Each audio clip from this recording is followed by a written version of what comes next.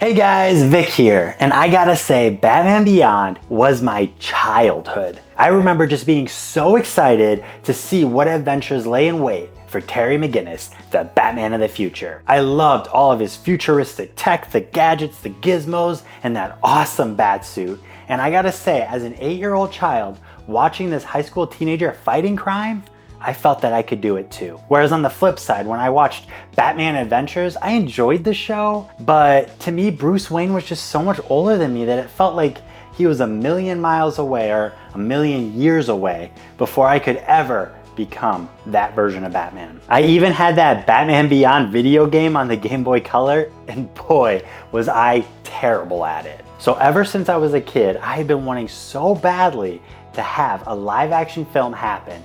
And guys, we were so close. We were so freaking close just to have it in our hands and torn out. It's a devastating loss, but we can still talk about the movie that could have been, or the movie that might still be.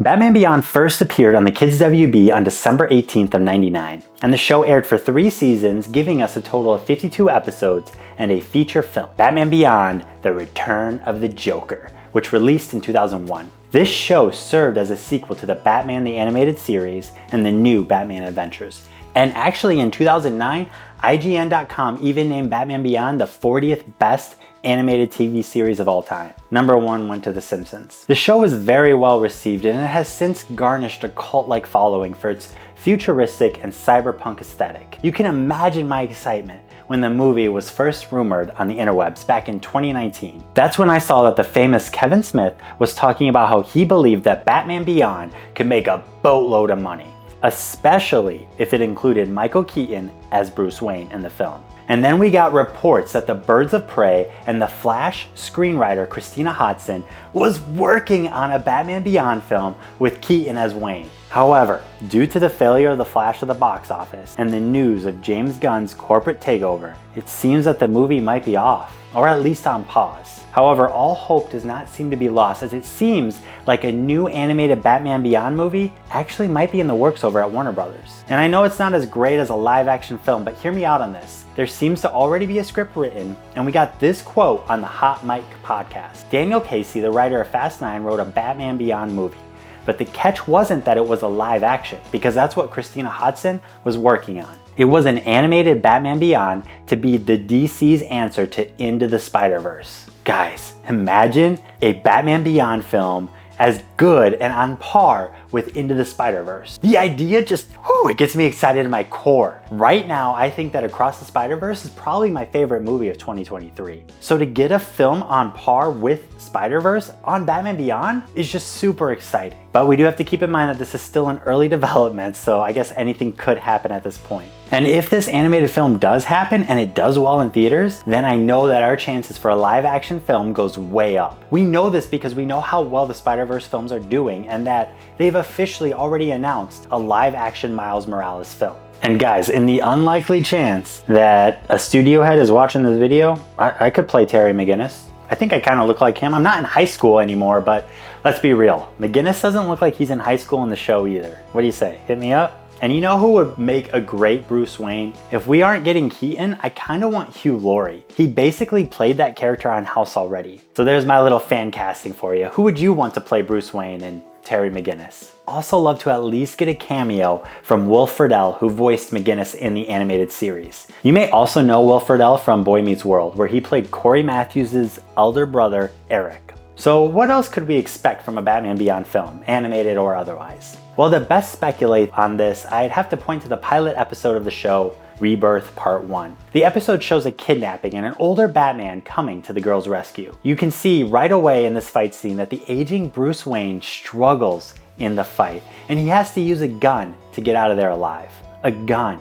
The very thing that took his parents' life. And he knew at that moment that he could never put on the cowl again. You can almost guarantee that a scene like this would have to happen in the film. We would have to see the death of Batman for that character to be reborn. The episode then takes us 20 years later, where we meet Terry McGinnis, a high schooler who shows empathy and an ability to fight and some mad driving skills.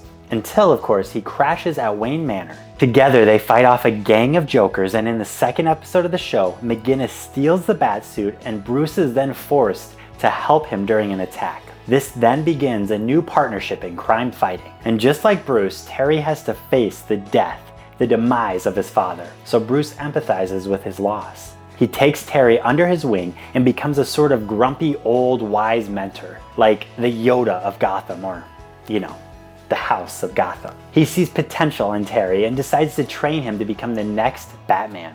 And at first, Terry and Bruce, they butt heads a lot. Bruce is all serious and stoic, while Terry's got that rebellious and impulsive streak. And let's not forget that Terry is just a regular teenager. He's not some seasoned crime-fighting veteran like Bruce Wayne. So just like with Peter Parker and Miles Morales, the film would have to show him grapple with all the usual teenage stuff. School, friendships, relationships, and he'll have to grapple with all of that while trying to protect Gotham City from the bad guys. He's got determination like no other, and he's not just some copycat. He's not trying to imitate Batman. He's trying to do his own thing. He's got his own style, his own personality, and his own take on that whole crime-fighting thing. And that's what can make a live-action Batman Beyond feel so compelling. Seeing Terry grow and evolve as he takes on this crazy responsibility would be so great to see on screen.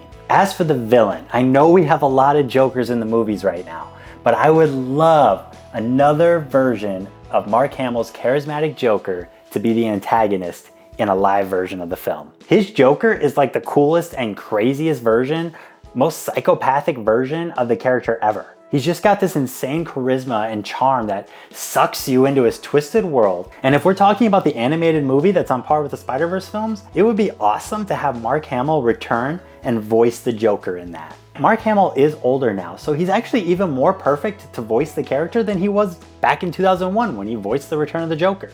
And yeah guys, it's a bummer that Batman Beyond, the movie, seems to be on hold for now. But let's not lose hope, because we know that the property of Batman Beyond is nowhere near dead. In fact, we're getting a brand new comic series from DC Comics. This series drops next week, July 25th, and interest for this IP isn't going anywhere. We've gotten closer than ever before to seeing Terry McGinnis on the big screen. And that's a promising sign that there's still potential for this in the future. And I'm optimistic that if a new animated film manages to strike a chord with fans and becomes a hit, it could pave the way for a live action adaptation in the near future. So while we may have to wait a bit longer for a live action version, let's just continue supporting the Batman Beyond franchise in any way we can. Share the excitement, spread the word, and who knows, maybe one day we might just see our favorite Cape Crusader soaring through the skies of Gotham once again. Stay hopeful, Batman Beyond enthusiasts.